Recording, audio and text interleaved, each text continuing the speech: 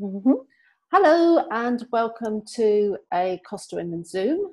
I'm delighted to be joined today by Macarena. Hi Macarena. Hi Ali, how are you?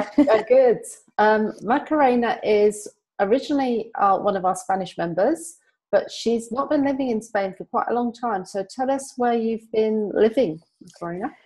Well, I like that question. I left Spain actually 21 years ago when I finished university.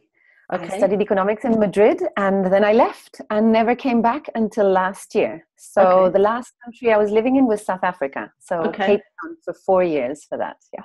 Okay. And what were you doing in South Africa?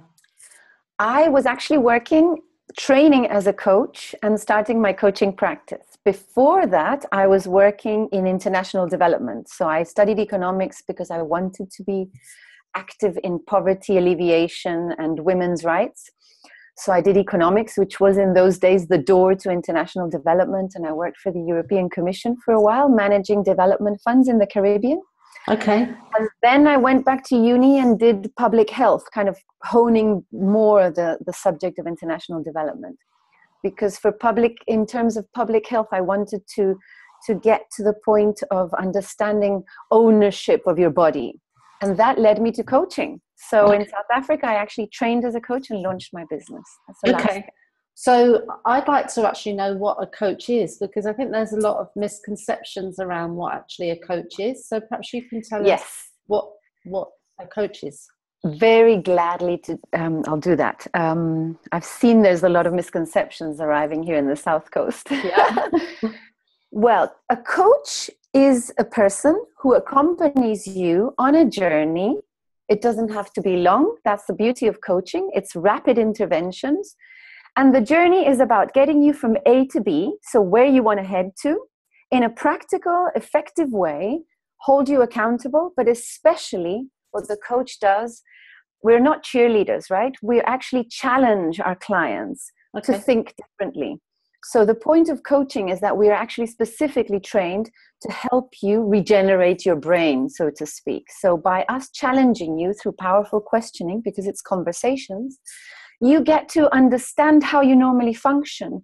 We can't do that ourselves. We need to be surprised for that. And that's what we coaches do. So you think differently. And then, of course, your habits change, your patterns of thought and emotion, your beliefs, and you become more of who you are.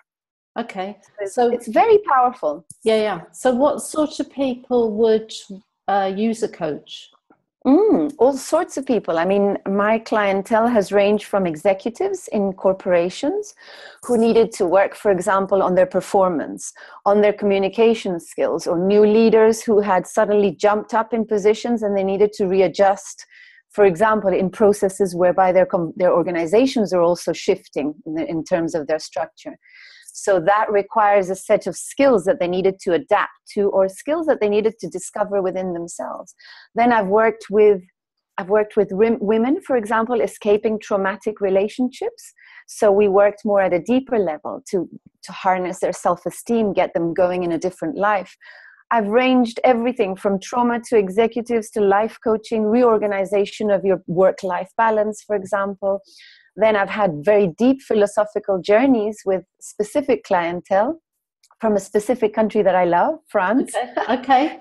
Who love to go very, very deep within themselves to discover, for example, how they are in relationships or in love, or how they can be better workers in humanitarian aid, for example. So it can change. You don't need, as a coach, to be an expert in the field that the client wants to delve in.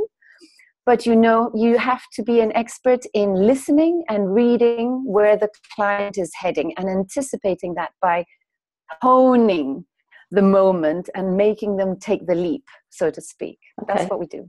So do you think, I mean, you mentioned French people there. Do you think each nationality has their own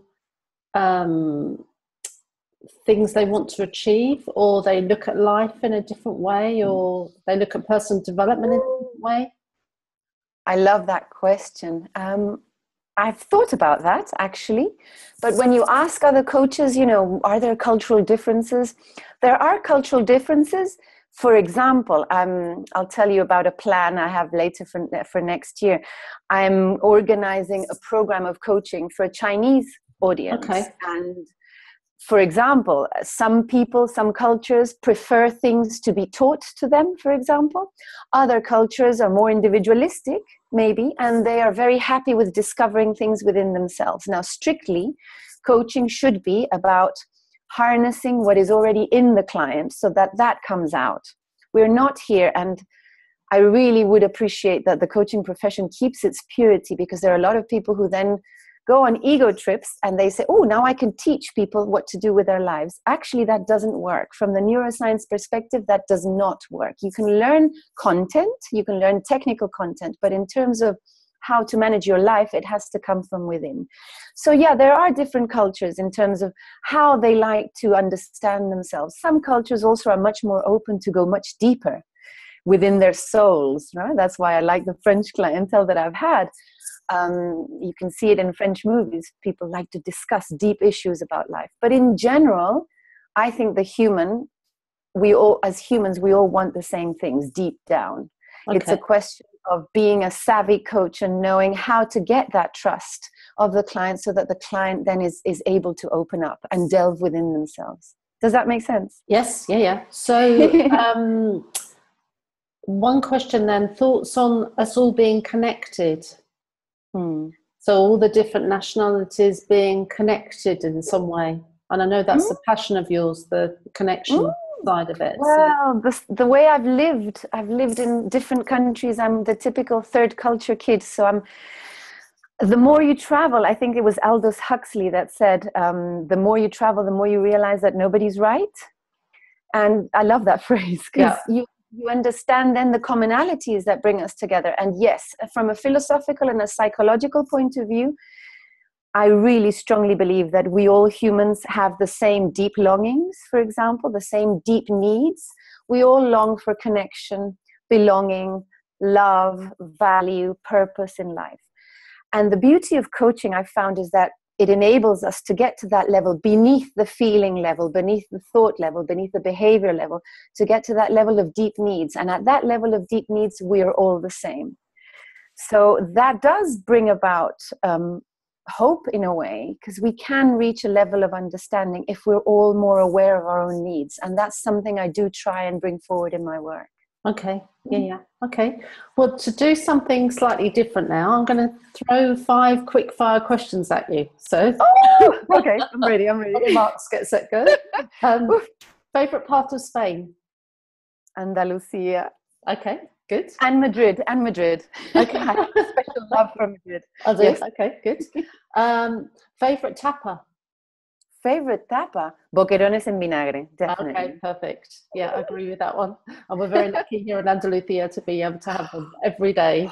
It's delicious. Give me one reason why someone should join Costa Women. It makes you feel that you belong to something much bigger than yourself. And it makes you feel less lonely. And one reason is you, Ali. And you are the face of Costa Women, and you made me feel that I landed somewhere safe. So yeah, that's what I would say. Okay, thank you for that. Book that you're currently reading? Book that I'm currently... I have it here. I actually have it here.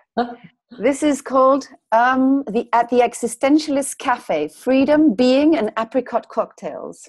Wow, okay. It's a kind of novel essay. It's actually an essay about the existentialists, Sartre and Simone de Beauvoir, and it's absolutely fascinating. Okay, good. And all I want for Christmas is? All I want for Christmas is inner peace at the moment. Okay. Is that too much to ask? No. You can ask for it, certainly. I'm working on it. Yeah, good. And then finally, plans for 2018, which is going to be on us scarily very soon. This year has gone way too fast. I know.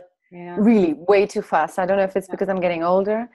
Plans for 2018. Okay, my coaching is very much about mind and body, because part of the coaching we do tune into our bodies as carriers of information. So I'm developing a mind-body program at the moment to bring all that together, so that if we listen to ourselves, we don't need to just use our brains, and we can give a break to our brains, and we can use the body as well as the finder of answers. So that's one thing that I'm developing.